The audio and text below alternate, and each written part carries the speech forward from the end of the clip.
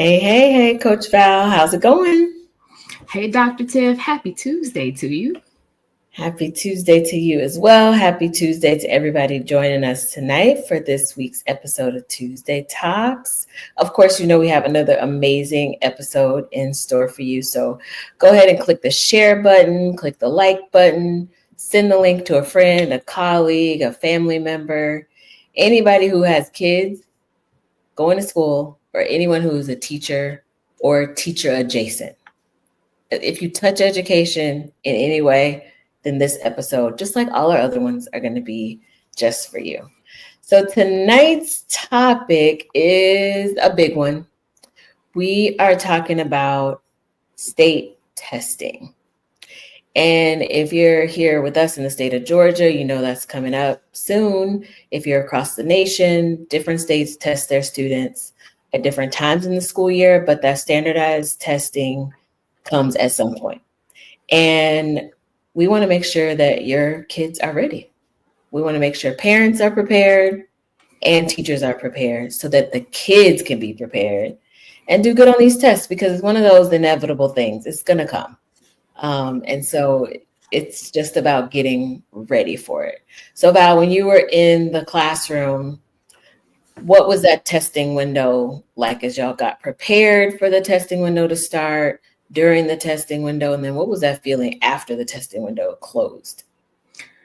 Feelings were stress and anxiety. Hands down. It's like on suspense movies when you start hearing that music, that da da da da, and it's coming closer. Something's bad is coming on the other side of this music stopping. Okay, so that's kind of the feeling going into it for most people, not everybody. I did used to feel that way, but as I went through more testing and more testing years, I did get to the point where I was like, I've done what I can do. It's on these kids now. And so one thing I would do is encourage you teachers and parents. Like if you've been doing your thing with your kid, helping them prepare, giving them resources, providing tutoring, especially after school, like you've done an amazing job. At some point, you have to release this responsibility to the kid. But some things that I have experienced and that we've done in a couple of my schools are like boot camps. So there was one school where we actually took a week or two before testing and we changed the schedule and we would rotate kids through review sessions. Made a big deal about it. The kids actually kind of enjoyed it. Because it's sparking back their memory, but they also get to like move around, focus on specific things that they have questions about. Like it was really great. And so my current organization I work for, Georgia Public Broadcasting, they're actually hosting webinars for teachers for free, of course, as always, to talk about how to create a testing review bootcamp. So while we're here, I just want to let everybody know that these are available. Of course, we'll give you the link and everything so you can register if you're interested. But there'll be 5. There's U.S. History, March the 11th, American Lit, March the 12th, Biology, March the 18th. My favorite, Algebra, is March the 19th, and Georgia Studies will be March the 25th. So we got a whole lot of goodness lined up for those boot camp review sessions. Learn how to do it, get your kids involved. But yeah. And it's no coincidence that we are airing this episode at this time in alignment with the dates that you just shared that GPB is putting out these webinars, because now is the time to get ready. We can't wait a week or 2 weeks before the testing starts. We have to get prepped now. And I just want to back up a minute, because I'm always asking the question of why.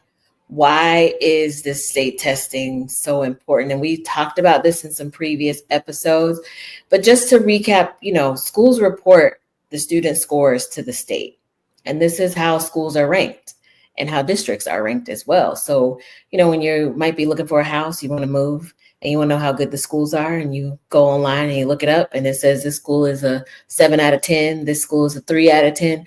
They're pulling data from test scores to help generate as part of the data that computes that score. So they are looking at these test scores. So it is very important that your kids show up to school prepared and on time and really focused on these state assessments. It's not only a reflection of them, also a reflection in some ways of their teacher. It's also a reflection of their school. And some schools use their scores to comply with federal funding stipulations as well. So if, the school is getting subsidized in any way from the federal government with money, they are looking at these test scores too. The government wants to know, is this money we're using to fund the schools, is it boosting scores? They want to know, are students learning more? Because we have equated higher scores on these state tests with student knowledge. Now, we can sit here and talk about that one little sentence for an hour to dispel that as any type of truth. However, we are working within the system that aligns itself with that truth, that student scores reflect student learning. And so it is very important that your kids' attendance is good during the testing window, that they come to school well rested, well fed, mentally prepared to sit and complete these assessments. In your classrooms, Val, as the testing window approached, you mentioned feelings before of anxiousness. I know that was your feeling as a teacher. Did you see that reflected in your students as well? Oh, hands down. Especially when you talk about students who are considered high achieving, who want to get that A, who are vying for the top spot in the class ranking, trying to get valedictorian and salutatorian. Oh, they're definitely anxious, going through anxiety. And like you just said, like what your grade is, what your score is, does not necessarily equate to what you actually know and how much you've actually learned. And I just feel like it's become to a point where it's unfair to put all of this undue pressure on these kids. And if I want to take it just a little bit further, the kids who are high achieving, we expect them to go into society and be the business owners, be the supervisors, the CEOs, the doctors and the lawyers and all those things.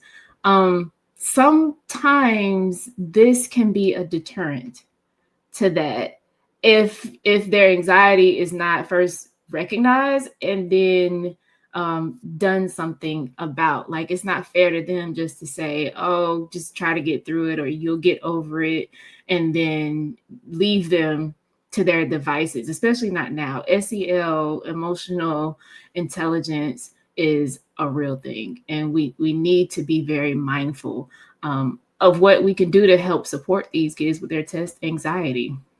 Yeah, it's such a delicate balance, right? Like, you want them to understand how important their performance is on the test. You want them to be focused and do good, but you also don't want them to overstress about what their score is, how many questions they felt like they were confident in answering correctly versus the ones they weren't so confident in.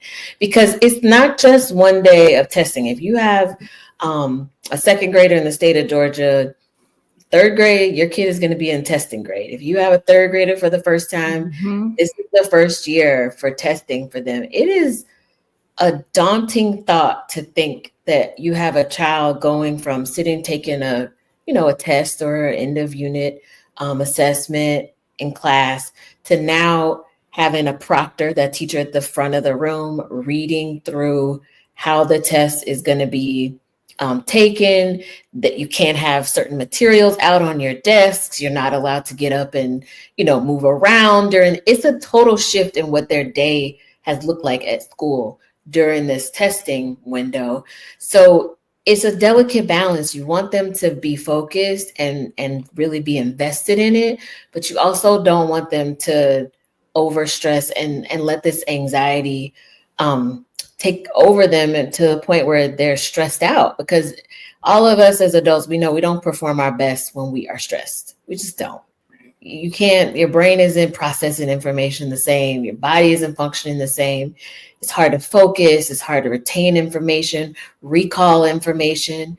It's just challenging. So some of the things that one of the articles that we looked up that talked about test anxiety talked about developing better study strategies. Know the format. I know as a teacher in the classroom, I'm sure you talked about what students could expect on the test. You can't give them the specific questions on it, but you can at least inform them of what's going to be covered, how the test is going to be formatted, so that that can reduce some of the shock once they sit down to take the assessment, and take some practice tests as well. Go to your state website for education, your district website, ask your school principal or assistant principal, are there any practice tests that my kid can take, so that they can just get into the position, mind, body, spirit of sitting down and doing this type of assessment, because it's the real difference from, some end of unit test that they take, right? It really is. Yeah. And kudos to Georgia for having Georgia's state tests are all online. And Georgia has a practice site that it looks and is formatted exactly like the online version of what the kids will see when they take the real test. So I know for the past couple of years now, my school systems that I've been in have used that in preparation with the kids for the test. So if, especially in the upper levels, middle school and high school specifically, if go ask your kid if they've seen any of these online practices from the state. And if not, reach out to that teacher. If you need to, reach out to the principal, because it's out there and it definitely helps them. But what about during the test, Tiffany? What are some things kids can do to calm down? I was going to ask you, is it a practice of educators that before the test even starts, that there are some calming techniques that are put in place in the classroom? Is that a standard practice? Well, now you know my Jesus background. So, and my kids know it. No, I wasn't leading anybody in prayer. Y'all calm down. Okay. No need to inform the Georgia PSC. I'm not teaching anymore anyway, but just saying. So, literally though, I've been intentional about helping my kids learn techniques to help them calm down. And I've mentioned this on our show a couple of times before, but people underestimate the power of breath and how breathing, going through techniques can get oxygen to your brain, to your muscles to help you relax. So that is definitely something that once I learned it, I started teaching my kids every single year. But during the test, like right before we're about to take it, if I'm in the room with my students, I've had students ask me, can they pray? Like, to themselves. And I'm like, yes, of course. But that's something that, I've modeled for them before. They've seen me do things to help myself calm down. I'll tell them in the class, y'all hold on, give me a minute. Let's be real quiet right now. Give me 60 seconds of quiet. And I'll do it not just for me, but if I sense the class needs something like that. So I feel like, teachers can do that along the way and prep those kids for when they do get in those situations. They'll have some tools to use. Yeah. I also like the article that talked about it, teaching your kid or your student to accept when they don't know something. The different personality types, some might read a question and I have no idea. Let me just pick an answer, right? Others may really be overwhelmed by not knowing the answer to it and get stuck on that question. So it's really important to teach your students, to teach your kids, when you don't know the answer to something, after you've thought through it a little bit, just move on and come back to it if you have time, because you don't want to get stuck and spend so much time on one question, that then you're rushing towards the end.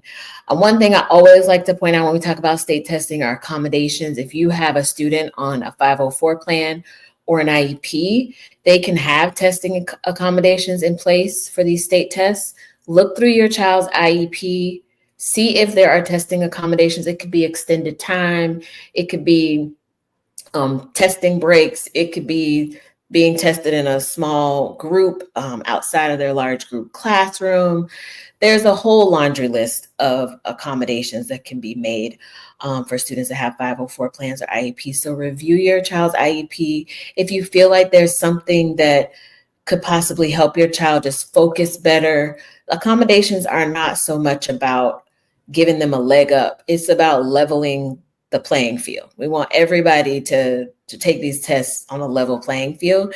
So if there's some things that you feel like would benefit your child and you don't have accommodations in their IEP or 504 plan, be sure to talk with the teacher. Now is the time to do that because it does require a meeting. You do need to meet with your child's special education teacher, their general education teacher, and your school's facilitator as well, so that you can get these accommodations put into the IEP and the 504 plan. It's a team decision. So now is the time to do that. So make sure you review and take note and make the appropriate communications as needed. I like to always think that there are teacher responsibilities in getting kids ready for these state tests, but there are also some parent responsibilities too. It's not just, okay, teacher, you know the testing window is about to open. Good luck. Do great, right? That's not what it's about. So we talk about some of those parent responsibilities. We talked about already discussing the importance of these state tests, right? And making sure kids get a good night's sleep. I'm sure you've seen kids come to school on testing day in a variety of mindsets and sleepiness, exhaustion, whatever, hyper focused, whatever. How have you seen the variances impact a kid's either performance on the test or just readiness for it? When you talk about sleep in children, I just want parents to understand, and teachers if you don't, how mentally taxing taking a test is on anybody. If you went to college and you remember those long exams that you had to take, like you get tired. You're using energy. Your brain uses the most energy out of anything else in your body. Fun fact, because I like stuff like that. So when it comes to these kids who are way more immature, that don't always know, like hormones are going different directions as well. So that's a part of regulating your body and anxiety and cortisol and stress. When they don't get enough sleep, I've seen kids literally fall asleep consistently during the test. And not because they just don't know answers, but literally they're so tired that they can't stay awake and their brain can't handle it. I've seen kids who try to beef themselves up on like energy drinks and stuff like that. Well, what we know is that you crash. Mm-hmm. And we're in those testing environments for hours. So, and once they take those, that affects your memory and things as well. So it's so important to get a good night's sleep. It's so important to eat well.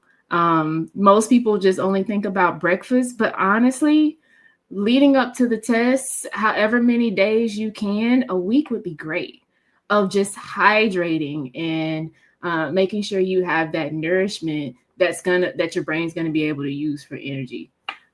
Right. So less stress at home. Like, can we let's cut down on they know it's pressure already. Like they don't need the added pressure right before they're about to sit down and take the test. Right. Yeah. And I think those are all really good things that parents can do, because I feel like I can understand how parents might say, well, I don't know how to get them ready for a test. I mean, they do the practice tests at school. The teacher is the one teaching them. That's what the prep is. But the prep starts at home, right? Because the child is coming to the school to take these state tests. So the child needs to be whole. They need to be relaxed. They need to be rested. They need to be well fed. They need to be motivated. Those are things within your control as parents that you can do to help your child be as ready as they can on these assessments. If you have a very anxious child, it's important to talk to them about the calming techniques, communicate with the teacher as well. My child's feeling very anxious about this test. I've talked to them about taking deep breaths, closing their eyes, whatever the things are that you've worked out that you have found helpful for your child. Communicate that with the teacher too, because that puts an alert on them to say, okay, let me just keep an eye on this kid. Let me remind them, hey, just tap on their desk. Remember what your mom said, just take some deep breath. Anything like that that can help connect what's being talked about at home to what's being implemented at school will always, always be helpful. And then, of course, carving out time at home to review and study for these tests. Val just mentioned there's practice tests out there. Carve out some time at home to just give them that experience with it, especially if you have a younger one that hasn't been in this type of testing environment before. I think it'll be very helpful. So we talked about the parent responsibilities. Now teachers, definitely you have the brunt of it because, you're the one teaching them this content. You're the one following the pacing guide. You're the one giving them the review materials. What are some of the things, I know you talked about at the top of the episode, like the brain kind of obstacle course or like the preparation. So I can't remember the term you used to describe it, but it sounded really fun. You said the kids really bought into it. So what are some other things that you or your grade level might have done or the school might have done? I've heard some schools do pep rallies to get the kids all hyped and excited too. Yeah, so those were boot camps. Sometimes they might be called like a round robin or something like that, round robin review. That's an opportunity, teachers, just for you to get creative, for even you to like just kind of let go and get rid of some of the stress by making it fun. Like this is a time that you can definitely make this review fun, to alleviate some of the stress that's naturally going to be there. Some other things, like you said, some schools have pep rallies, especially elementary schools. They make testing a real big deal, and they really try to make the kids feel like this is almost like a championship, like in athletics, and the excitement that's around that. They try to bring it to testing. Fun fact, again, I actually spoke at one of these events for one of my schools at our like GMAS pep rally. It was really fun. They really did get into it. But other, like practical things, one is a given, like you already teach the content. You already teach the content. So just be confident in the fact that you did the best that you could do. Because you taught it, you also understand like where most of your kids may have been lacking in their understanding. So at this time, that's space for you to go back and try to fill in some things, clarify some misconceptions, utilize this time for that. And then provide the review materials. Like I just said, our Georgia Department of Education provides like a wealth. They provide a really great study resource and study guide online for all state assessments and an online practice test as well. Yeah, I think that's super important to give kids opportunity to practice. It just helps them, I think, find their pacing, understand the flow. There's all sorts of, testing strategies that teachers teach students. I know for myself, back when I was taking, what was it, the Iowa Basic Skills Test, the ITBS test, you remember Iowa those? Test of Basic Skills, yes. Oh my gosh, I remember staring at that test and being like, what? I would get to a certain section. I can't remember if I was running out of time or I just didn't know the answers to it. And these were the Scantron days, the Scantrons. And I would just do a little abacadabra down the Scantron. That'll get you through about 10 questions right there. I do not recommend that as a study strategy or test taking strategy for your kids, but hey, got me where I am today. But but listen, I will add to that. On these tests, it is, for most of them, specific teachers for different courses will know, but in general, an answer is better than no answer. Nope. On these, yeah. So for some kids, that would be a good strategy. I would like to say though, because on the ITBS test, like I remember I didn't have that experience. I was the kid that was like, oh yeah, of course, I know this. Why are we? No, but what I'm saying, really, but why I'm saying that is because look who got the doctor beside their name. Because it ain't this one right here. I turned that thing around. So I say that because like stop stressing these kids out about these tests. Yeah. You don't know. You don't never know. One test does not define who the kid is or what they're capable of. Yeah. And just remember to strike that balance. You want them to take it seriously. You want them to give their best effort, but you don't want it to affect their psyche and the way that they feel confident in what they know, because this is a snapshot in time. Ultimately, this is what they know on that day in that moment. And it shouldn't be a reflection of everything that they've learned in third grade, fourth grade, and so on. But that's the world of education that we live in this country. So it is going to be a reflection. So strike that delicate balance, making sure that parents are taking accountability in preparing your students for the testing, reaching out to teachers again, talking about accommodations if you have those or want those in your students' IEP document, and then teachers taking that accountability as well to initiate some parent contact, to let them know, how kids are being prepared at school, what parents can do at home.